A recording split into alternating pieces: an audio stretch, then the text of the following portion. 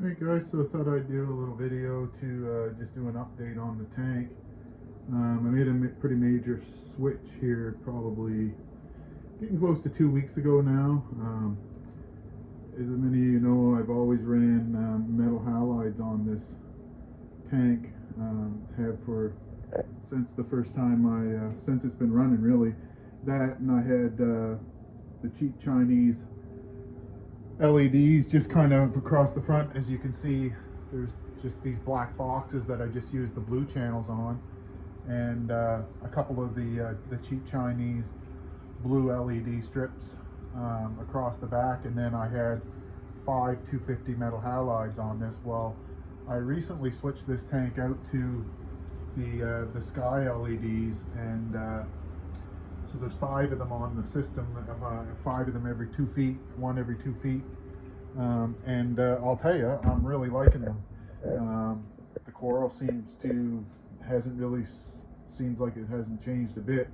Other than I honestly think certain things are doing better under these skies. There's one thing here that I noticed. This green chalice here just didn't seem to grow forever, and it seems like now I can almost see a difference every day, and some of the acro is actually coloring up a lot better than it used to, and it seems to be growing, but it's hard to tell. But I am now documenting it with some pictures to kind of track the growth on this. But overall, very happy so far with the performance of these lights.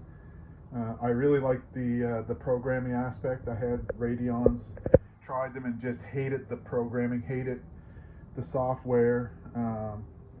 Nice lights, but just the software sucked. Whereas the Apex, it's so easy to program them, and everything is integrated right in with Apex, which I have a lot of gear on this system.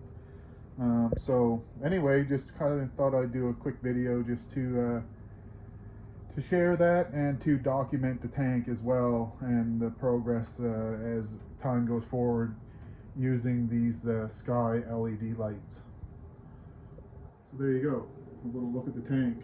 This is actually about not quite 11 months since I tore this tank right down to just the little bit of sand that was left in the bottom. All the original rock went, and I added all new Marco rock to the system, and this is about 11 months in. The tank has done very well. It bounced back crazy fast.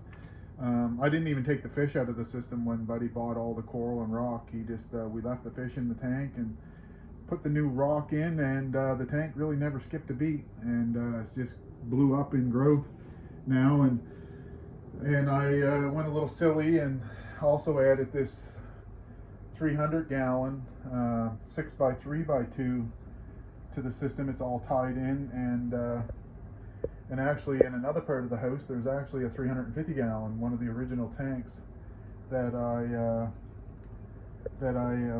made. I'm just going to bring you in. I'll walk you through. Just going to cover the video so you don't show you my messy house and where it's at. So here's the rest. Here's the old tank that it's right back in the exact same place actually where it was, in a corner of my laundry room.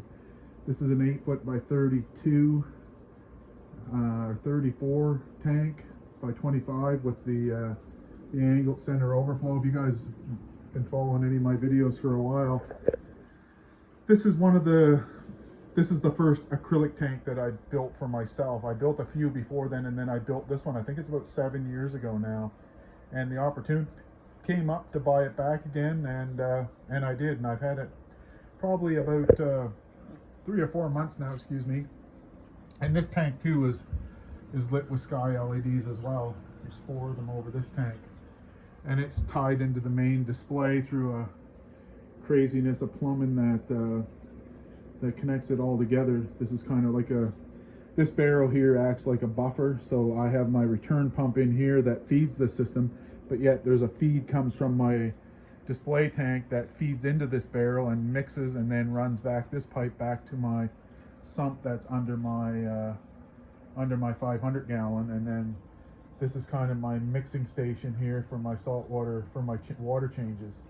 I generally been doing 200 gallons at a time every couple of weeks there lately, and the system really seems to like it. So anyway, there's a look at what's going on at my house for tanks, and hopefully you guys enjoyed seeing it.